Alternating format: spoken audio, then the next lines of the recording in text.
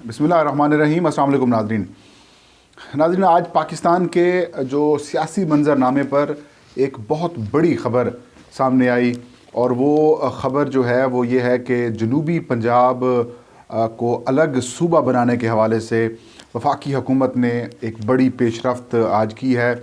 और ये ख़बर ज़ाहिर है आप तक सारी डिटेल तो पहुंच ही चुकी होगी, लेकिन मैं आज जो डिस्कस करूंगा इस सूबे के बनने से पाकिस्तान की सियासत पर क्या असरात होंगे, कौन सी तरमीम करनी होगी, सेनेट की क्या रेशो होगी, कौमी असम्बली की क्या रेशो होगी, और इस सूबे से क्या पाकिस्तान कमज़ोर होगा या मजबूत होगा। एक नई बहस भी इससे शुरू हो चुकी है कि इंतज़ामी बुनियाद पर सूबा जो अगर पंजाब में बनाया जा सकता है तो सिंध में भी बनाने की बातें की जाए। जो इस स्पॉयलर्स हैं, एक अच्छी मूव के जो स्पॉयलर्स हैं वो इसको स्पॉयल भी कर सकते हैं। ओवरऑल बैकग्राउंड भी आपको इंशाल्लाह बताएंगे और आज वज़ीर-ए-आज़म इमरान खान की ज़ेर सदारत जो इजलास हुआ है उसकी अंदरूनी कहानी भी बताएंगे और इस एक अकेली मूव से कैसे पीटीआई ने मुस्लिम लीग नून और काफ लीग की सियासत जो है वो ख़त्म करने की कोशिश की है और जो एक जीटी रोड का इम्पैक्ट था पाकिस्तान की सियासत में उसको भी ज़ायल करने की कोशिश की है, वो बताएंगे मुकम्मल तफसील के साथ।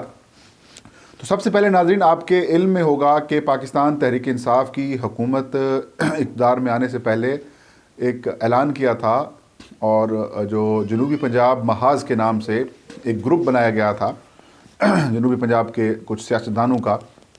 तो उन्होंने पाकिस्तान तहरीक इंसाफ में शुमूलियत इख्तियार की थी और वज़ीर-ए-आज़म इमरान खान ने उस वक्त जब वो अपोजिशन लीडर थे और एक कैंपेन चला रहे थे तो उन्होंने ऐलान किया था कि जब वो इक़्तिदार में आएंगे तो 100 डेज़ में प्लान देंगे जनूबी पंजाब को सूबा बनाने के हवाले से। और आज लगभग डेढ़ पौने 2 साल के बाद एक बड़ी पेशरफ्त ये सामने आई है। आज वज़ीर-ए-आज़म की ज़ेर सदारत जनूबी पंजाब से मुताल्लिक इजलास हुआ। उसमें chief secretary Punjab, IG Punjab, उसके अलावा वज़ीर आला पंजाब सरदार उस्मान बुज़दार, साउथ पंजाब से ताल्लुक़ रखने वाले जो अरकान हैं कौमी असम्बली, वज़रा और जो सूबाई असम्बली हैं वो शरीक हुए और इस इजलास में बहस की गई, डिबेट की गई। वज़ीर-ए-आज़म इमरान खान ने राय मांगी सेक्रेटेरिएट कहाँ होना चाहिए, किस तरह का सूबा होना चाहिए, क्योंकि ऑलरेडी कौमी असम्बली में समीउल हसन गिलानी जो कि रुकन कौमी असम्बली हैं भावलपुर से PTI के, वो बिल पेश कर चुके हैं। वो इस वक्त बिल मौजूद है लेकिन उसको टेकअप नहीं किया जा सका कि इसको स्टैंडिंग कमेटी के पास भिजवाना है या किसी और तरफ भिजवाना है। तो वो बिल मौजूद है, तो उस पर राय मांगी वज़ीर-ए-आज़म ने और जो मुल्तान और DG खान डिवीजन्स के जो MNAs हैं उन्होंने, PTI के MNAs ने, कुछ MNAs ने मुखालफत की कि इसका जो सेक्रेटेरिएट है वो बहावलपुर नहीं होना चाहिए और बाद में फिर मीन्स कि जो सूबाई दारुल हुकूमत है वो बहावलपुर नहीं होना चाहिए बल्कि इसको मुल्तान होना चाहिए।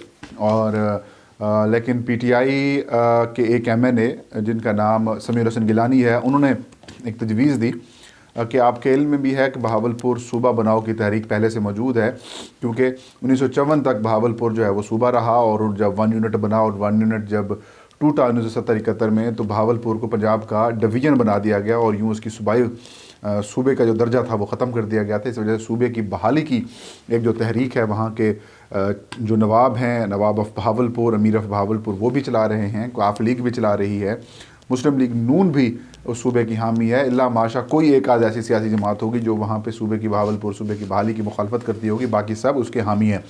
तो इस वजह से अगर सेक्रेटेरिएट बहावलपुर बना दिया जाएगा तो कोई मसला नहीं होगा, लेकिन उन्होंने ये तजवीज़ दी कि पहले हमें सूबा अजीज़ है, पहले सूबा बनाएं, आइडेंटिटी दें वहाँ की, और उसके बाद फिर इस बहस को भी कवर कर लिया जाएगा कि सेक्रेटेरिएट किस इलाके को होना चाहिए। तो वज़ीर-ए-आज़म इमरान खान को ये तजवीज़ पसंद आई और उन्होंने फिर यही कहा कि सेक्रेटेरिएट जो है आर्जी तौर पर एडिशनल सेक्रेटरी जो साउथ होंगे, एडिशनल चीफ सेक्रेटरी जो साउथ होंगे वो बहावलपुर बैठेंगे और एडिशनल जो IG होंगे साउथ वो फिर मुल्तान बैठेंगे।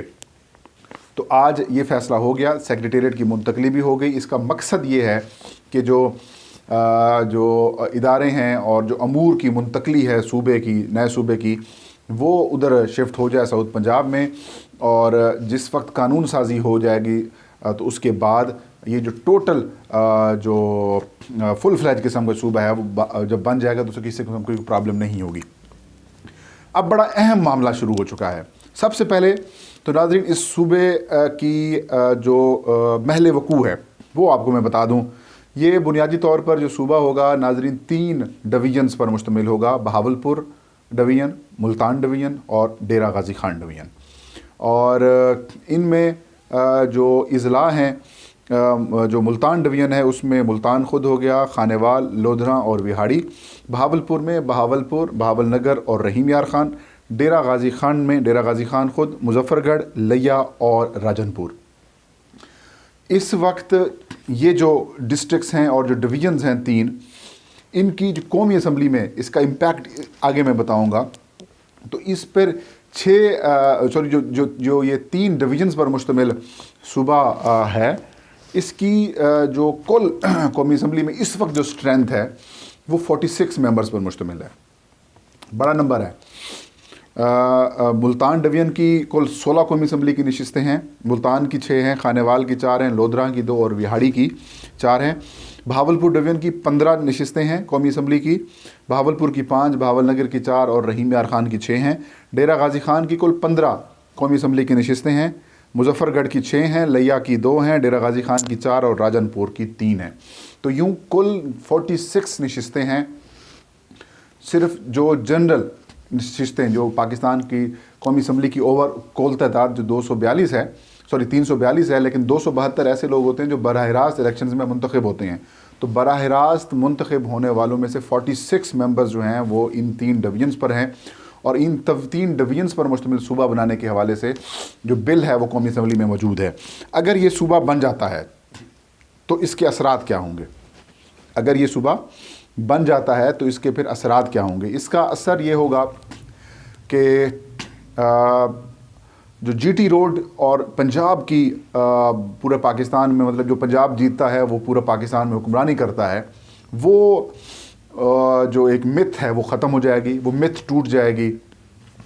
और जो सिंध, बलूचिस्तान, खैबर पख्तूनख्वा से अगर कोई पार्टी अब जीतती है और पंजाब से एक पार्टी जीतती है तो पंजाब वाली पार्टी जो है वो हुक्मरानी करेगी, बाकी 3 सूबों में जीतने वाली पार्टी हुक्मरानी नहीं कर सकती। लेकिन इस 46 सीट्स के बनने के बाद एक बैलेंस मामला हो जाएगा, वफाक को मजबूत मिलेगी। उसके बाद अगर पंजाब से भी कोई जीत भी जाता है और बाकी 4 सूबों से कोई नहीं जीत पाता तो फिर मतलब वो पार्टी नहीं जीत पाती, बाकी 4 सूबों से एक पार्टी जीतती है तो फिर वो पार्टी हुक्मरानी कर सकेगी।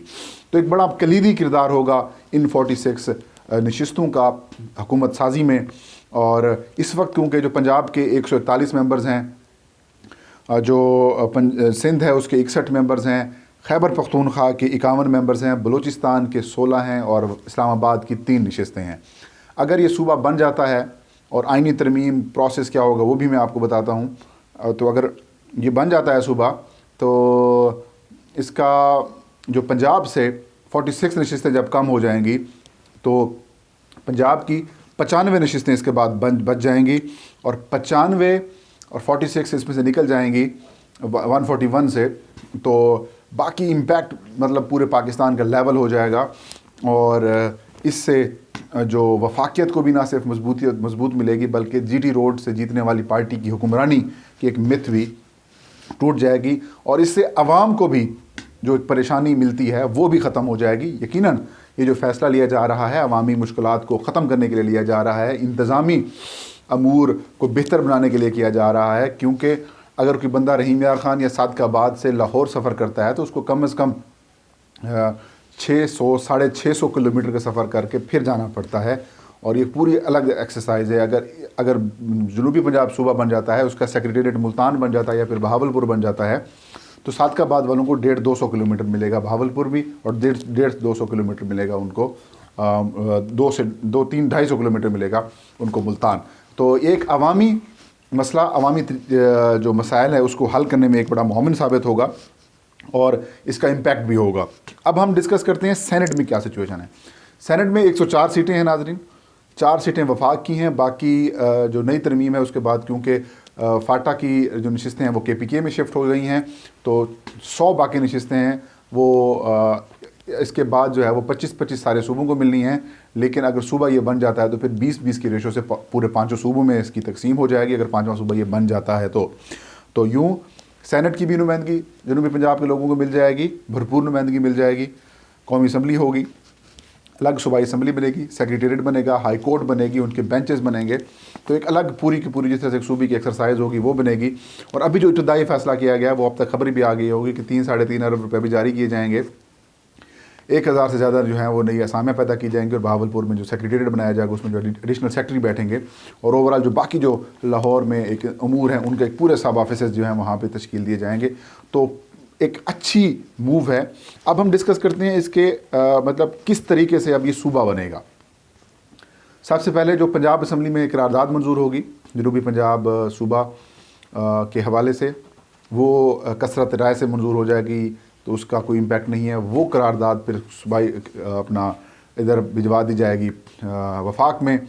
वफाक फिर यहाँ पर आइनी तरमीम करेगा, और एक बिल जो है वो ऑलरेडी समीर हसन गिलानी की तरफ से मूव किया जा चुका है। अब एक पॉलिटिकली जो है कंसल्टेशन का सिलसिला शुरू होगा, और चांसेस ये हैं क्योंकि मुस्लिम लीग नून भी इस बात पे एग्री है, पीपल्स पार्टी भी इस बात पे एग्री है कि नया सूबा होना चाहिए। तो अगर ये सूबा बन जाता है तो आइनी तरमीम करनी पड़ेगी, आइन में 5वां सूबा दर्ज करना पड़ेगा। इसके अलावा जो सेनेट के हवाले से भी कानून साजी करनी पड़ेगी, इलेक्शन कमीशन के इलेक्शंस के हवाले से भी कानून साजी करनी पड़ेगी, अलग से उनकी फिर जो नशिस्तें हैं उनके हवाले से भी उनको काम करना पड़ेगा। तो एक पूरा प्रोसेस है जिसको कम से कम मेरे अंदाजे के मुताबिक अगर आज भी शुरू किया जाता है तो कम से कम 6 महीने, 5 से 6 महीने का प्रॉपर वक्त दरकार होगा। उसके बाद फिर ये ख्वाब जो है शर्मिंदा तदाबीर होगा। अब इस पर काफ़ी नाज़रीन बहस भी की जा रही है, तनकीद भी की जा रही है और डिस्कशंस भी हो रही हैं। एक तो ये कहा जा रहा है कि ये लसानियत की बुनियाद पर है, लसानियत की बुनियाद पर नहीं है। और मैं ख़ुद आई एम फ्रॉम बहावलपुर, तो बहावलपुर जो है वो पहले जब पाकिस्तान बनने के बाद 1954 तक सूबा था, वहाँ पर वज़ीर आला थे, वहाँ पे गवर्नर थे, और पाकिस्तान के ऊपर अगर कहें तो बड़ा एहसानात भी हैं बहावलपुर रियासत के, क्योंकि 1 साल तक लगभग जो मुहाजिरीन थे उनके अखराजात भी उठाए गए थे, और जो सरकारी मुलाजमीन थे उनकी तनख्वाहें भी बहावलपुर रियासत की जानिब से पे की गई थी। तो और भी बड़े मामलात हैं, लेकिन 1 यूनिट बना तो बहावलपुर को भी ज़म कर दिया गया 1 यूनिट में, जिस तरह से बाकी सूबों को किया गया। लेकिन 1970-71 में जब 1 यूनिट टूटा तो बहावलपुर को पंजाब का ज़बरदस्ती डिवीज़न बना दिया गया। तो हमें वहाँ पर ज़बरदस्ती हमें पंजाबी बनाया गया, हम वहाँ पर रियासती थे। अभी भी अगर बात करें लसानियत नहीं होनी चाहिए, बिल्कुल नहीं होनी चाहिए, लेकिन हम देखते हैं सिंधी ज़बान सिंध के ऊपर सिंधी ज़बान, मतलब उनका सूबा सिंधियों का है, बलोचों का बलोच है, पख्तूनों का खैबर पख्तूनख्वा है, आज़ाद कश्मीर यानी कश्मीरियों का कश्मीर है, पंजाबियों का पंजाब है। तो फिर सराइकी भी इसी कौम का, इसी पाकिस्तान का हिस्सा है, तो उनको भी शनाख्त मिलनी चाहिए। गो कि अब जनूबी पंजाब पर रख रहे हैं, जो भी नाम है बहरहाल एग्जेक्टिव बुनियादों पर भी होना चाहिए, लोगों के मसाइल भी हल होने चाहिए। ये डिस्कशन बिल्कुल फजूल डिस्कशन है कि लसानियत पर चीज़ें बन रही हैं। लसानियत नहीं, बुनियादी अवामी मसाइल हल करें, इंतज़ामी इशूज़ को काउंटर को देखें, तुर्की को देखें, ईरान को देखें। इवन आप देखें कि जो भारतीय पंजाब है उन्होंने भी 2-3 हिस्से कर लिए हैं अपने पंजाब के, तो हमने हमें 10-12 करोड़ का सूबा बना रखा है। एक आईजी, एक चीफ सेक्रेटरी कैसे कंट्रोल कर सकता है 10-12 करोड़ आबादी, इससे भी ज़्यादा आबादी के सूबे को।